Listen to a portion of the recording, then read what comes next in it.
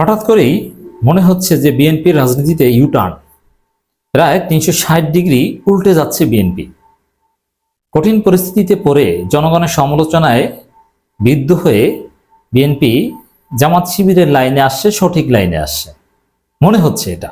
কিন্তু এটা কতক্ষণ থাকবে, এটা একটা প্রশ্ন। একটা খবর দর্শক, একটু আশ্চর্য হওয়ার মতো। বিএনপি কখনো বলেনি আগে নির্বাচন পরে সংস্কার, ভুল ব্যাখ্যা দেওয়া হচ্ছে। মির্জা ফখরুল, এর মানে কি? যে ঠিক আছে, তাহলে আগে সংস্কার পরে নির্বাচন নাকি? জামাত তো এটাই বলছে। জামাতের সেক্রেটারি জেনারেল স্পষ্ট বলে এসেছিলেন, নো ইলেকশন উইদাউট রিফর্মস, আগে সংস্কার তারপরে নির্বাচন। আমরা তো এতদূর শুনে আসছি এটা, যে বিএনপি এটা বলছে যে সংস্কার করবে নির্বাচিত পার্লামেন্ট, অতএব আগে নির্বাচন তারপরে সংস্কার। এটা তো এটাই বলে আসছে। সংস্কার করবে, এই সরকারের সংস্কার করা ম্যান্ডেট নাই বলেছে না? এই যে ফজলুর রহমান নিয়মিত টকশোতে বলছে না যে আলী রিয়াজকে এরা কিসের সংস্কার করবে? এই যে আমির খসরু মাহমুদ চৌধুরী বলেছে যে উই আর সরি, সংস্কার করা আপনাদের কাজ নয়, নির্বাচন দেন, নির্বাচন দেয় আপনাদের কাজ। রুহুল কবির রিজভী বলছেন এই সরকারের সংস্কার করবে, তাদের ম্যান্ডেট কি? সংস্কার করবে পার্লামেন্ট। এই যে শোনালাম, এতদিন এটা নিয়ে আমরা কত আলোচনা করলাম, আর এখন সেই বিএনপি কি বলছে যে বিএনপি কখনো বলেনি যে আগে নির্বাচন পরে সংস্কার, ভুল ব্যাখ্যা দেওয়া হচ্ছে। ঠিক আছে, তাহলে এখন আপনারা এই সঠিক পথে থাকেন যে আগে সংস্কার পরে নির্বাচন। তো এটা বিএনপির রাজনীতির হঠাৎ করে এই 360 ডিগ্রি ইউটার্ন মনে হচ্ছে। এটা হতে পারে যেহেতু বিএনপির বিপক্ষে তীব্র জনমত, বিএনপিকে এখন জনগণ একদম দেখতে পারে না, বিএনপিকে গালাগালি করে, সোশ্যাল মিডিয়ায় বিএনপিকে জনগণ ধুয়ে দিচ্ছে। বিএনপি নেতারা মারা গেলেও মানুষ আলহামদুলিল্লাহ করছে এবং বলছে যে উইকেট পতন। বিএনপির পেজেও বিএনপিকে গালাগালি করা হয়। বিএনপির পক্ষে কথা বলার মতো বাংলাদেশে কোনো গুরুত্বপূর্ণ ক্রেডিবল লোক নেই বিএনপির বাইরে। বিএনপি নিজেরা তো নিজেদের ঢোল পেটাবেই। বিএনপির বাইরে একজন লোক আপনি দেখান যে ব্যক্তির ক্রেডিবিলিটি আছে, যিনি বিএনপির পক্ষে বলছেন, নেই। অতএব দর্শক, এই যে কথা যে বিএনপি কখনো বলেনি যে আগে নির্বাচন পরে সংস্কার, ভুল ব্যাখ্যা দেওয়া হচ্ছে, এটা যেন সঠিক এইভাবেই থাকে। ইউটার্ন মনে হচ্ছে স্পষ্টত। আগে নির্বাচন পরে সংস্কার এমন কথা বিএনপি কখনো বলেনি বলে মন্তব্য করেছেন দলটির মহাসচিব মির্জা ফখরুল ইসলাম আলমগীর। তিনি বলেন, বিএনপি আগে নির্বাচন পরে সংস্কার একথা বলেনি।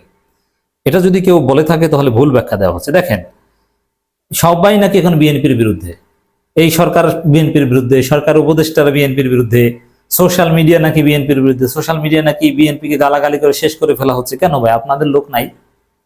সোশ্যাল মিডিয়ার বিরুদ্ধে ক্ষোভ, হাসিনার দালাল মিডিয়াগুলোকে এখন বলছে না তাদের তো এথিক্স আছে, সোশ্যাল মিডিয়ার এথিক্স নাই, মির্জা ফখরুল বলছেন।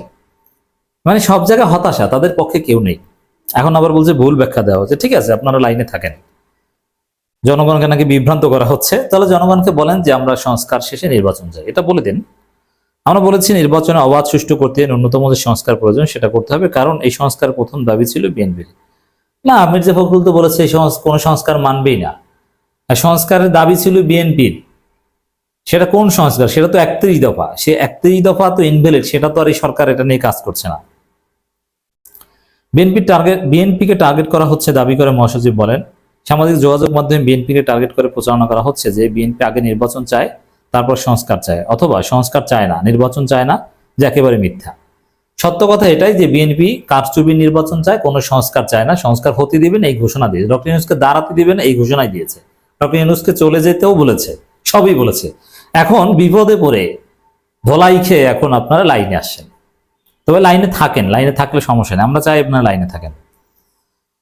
আমি সরাসরি বলতে চাই, এই নিয়ে জনগণের মধ্যে ভুল ধারণা সৃষ্টি করা হচ্ছে। বিভিন্ন রাজনৈতিক দলের উদ্দেশ্যে বিএনপির এই নেতা বলেন, জনগণের সঙ্গে সম্পর্ক রাজনৈতিক দলগুলোর, সেটা যেই দল হোক না কেন, যারা সংস্কারে এসেছেন তাদের আমরা শ্রদ্ধা করি, সম্মান করি। তবে তারা যদি জনগণের বাইরে গিয়ে কিছু করে, বিএনপি সেটা সমর্থন করবে না। জনগণের বাইরে গিয়ে কি?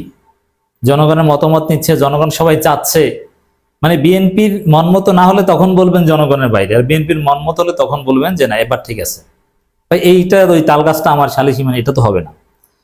মহাসচিব আরো বলেন, গণতন্ত্রই হচ্ছে রাষ্ট্র পরিচালনার শ্রেষ্ঠ ব্যবস্থা।